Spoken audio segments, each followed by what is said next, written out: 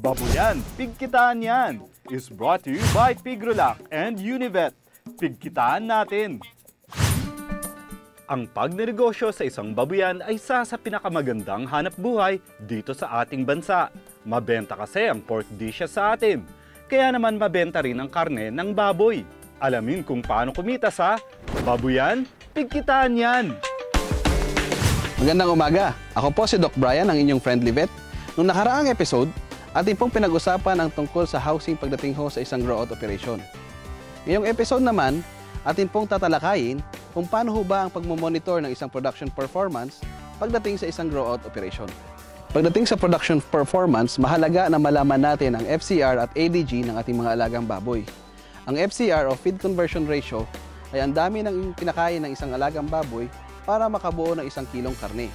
Samantalang ang Average Daily Gain o ADG, ito naman ang dinadagdag na timbang ng isang baboy kada isang araw. Ang FCR at Average Daily Gain ang ginagamit natin para malaman natin kung tumutugma ba ang paglaki ng ating mga alagang baboy sa dami ng kanilang kinakain. Samahan niyo po ako ngayon para pasyalan ang isang grow-out operations farmer at malaman ang kanyang experience sa pag-aalaga ng baboy.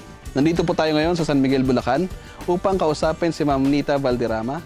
Bali 6 years na po siya nag-aalaga ng isang grow-out operation. Ma'am, good morning po. Good morning din po, Doc.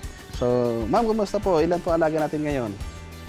Sa ngayon po, ang alaga po namin is 44 patiner at yung iba po ay inahin na. So, ma'am, paano po yung naging batayan natin para sabi natin magaganda ang alaga natin?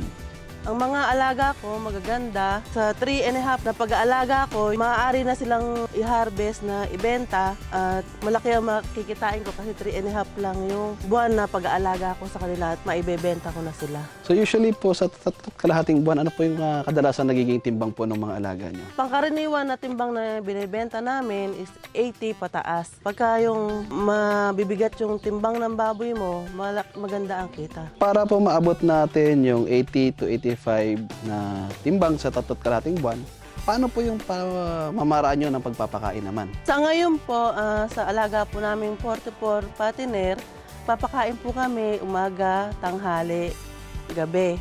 Nauubos po namin sa Pigrolac Finisher ay 2 sacks po sa buong maghapon. So meron po ba kayong maipapayo naman sa ating mga viewers po na gustong magsimula ng isang grow-out operation? May bibigay ko lang pong tips para po sa mga viewers na gustong makapag-alaga ng baboy at kumita ng maganda. Una, yung klasifikasyon ng biik. Kailangan by size yung biik. At bago po dumating ang mga kulig, nililinis po namin ng disinfectant ang kulungan ng Major D. At para po hindi ma-stress ang mga kulig, pinasasaksakan po namin ng vitamins na Bexan SP. So ma'am, maraming salamat po. Salamat din po, Doc. Yan po ang isang halimbawa ng paraan ng pagmamonitor ng isang production performance upang malaman natin kung tumutugma po ba ang pinapakain natin sa paglaki ng ating mga alagang baboy.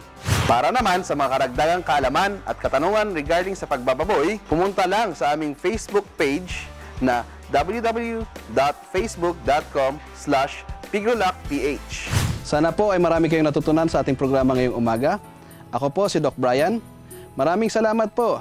Hanggang sa muli po na episode ng Babuyan, Pigkitaan Yan.